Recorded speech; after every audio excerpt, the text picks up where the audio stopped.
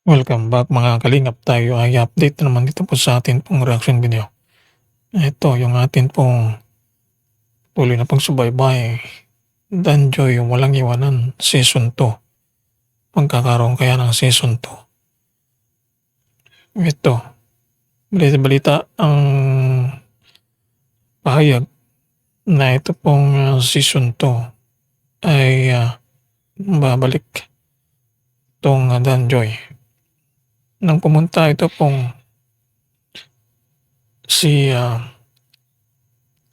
Biancy Atido doon po sa bahay ni Kuya Brooks. At dito na nga nagkaroon ng upload ito pong si Lorne TV tungkol po sa kakaroon ng Danjoy di umano Season 2. Subalit italmahan ng mga netizen ang hiling o kaya ang gusto ng mga Team Brooks at Danjoy Fanatics na magkaroon ng Season 2 ng Danjoy. Alam naman natin ang nangyari at ito na balita rin ng pagtalaga ito po kay Kuya Brooks na maging presidente ng mga presidente. Ano ang resulta na payag nito ni Kuya Brooks na inalmahan ng karamihang supporters ng Kalingap? Hindi sila payag na babalik ito pong Danjoy. Kaya ito, kita natin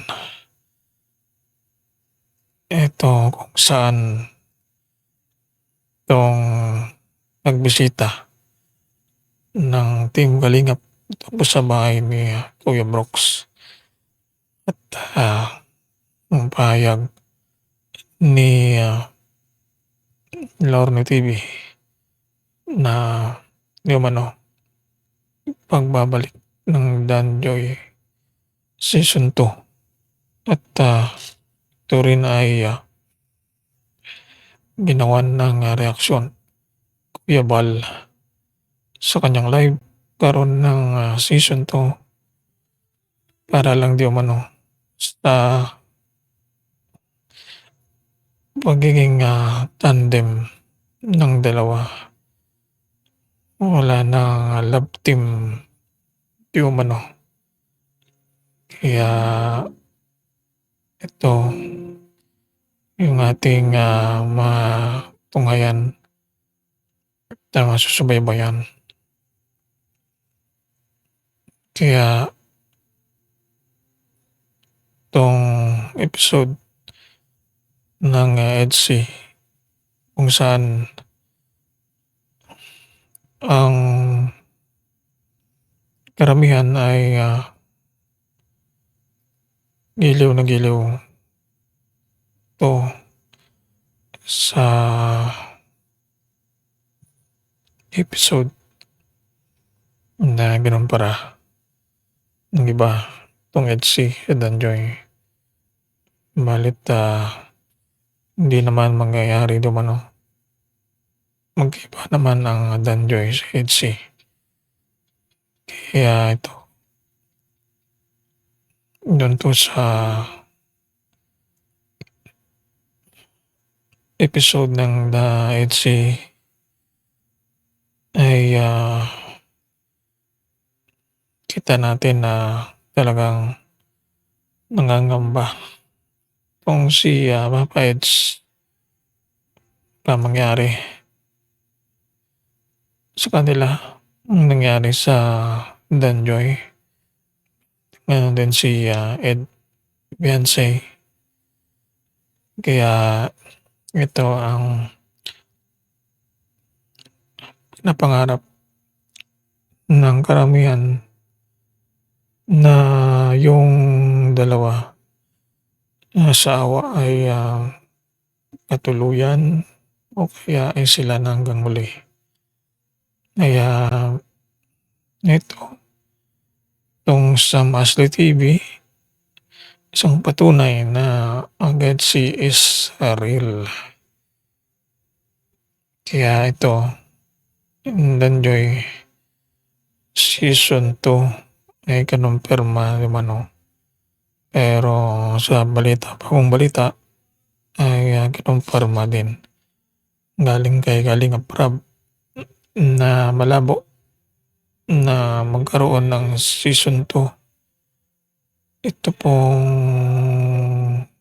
Danjoy dahil, mapait na sa kanila 'tong nangyari dito po sa Danjoy.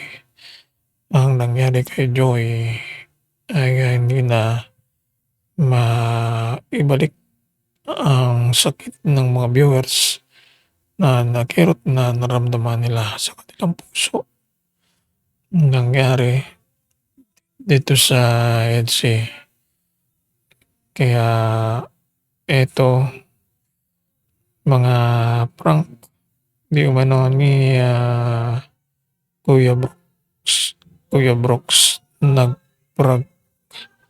Kaya ito nga ang nangyari. Kaya ito na ating pong abangan at talakayin ang sunod na mga update. Ito po sa ating pong pagsubaybay kung saan ang tambalang Danjoy ay malabo na maibabalik pa dahil, wala ng amor sa mga viewers 'tong nangyayari sa Danjoy. Kita kasi nila na mayroong hindi maganda na nangyari kay, Kalingap Dan na di umano hindi pinagtapat ang totoong nangyari sa kanya bago pa at pinatagal pa ng gano'ng kahaba bago natuklasan at nalaman. Kaya ito umalma 'tong mga viewers na wag nang ibalik itong Danjoy. Ito yung update natin sa ating pong talakay. Tuloy pa rin sa Danjoy Season 2 di umano, pero malabo na ibalik ni Kalingap Rab ang tandem ng Danjoy.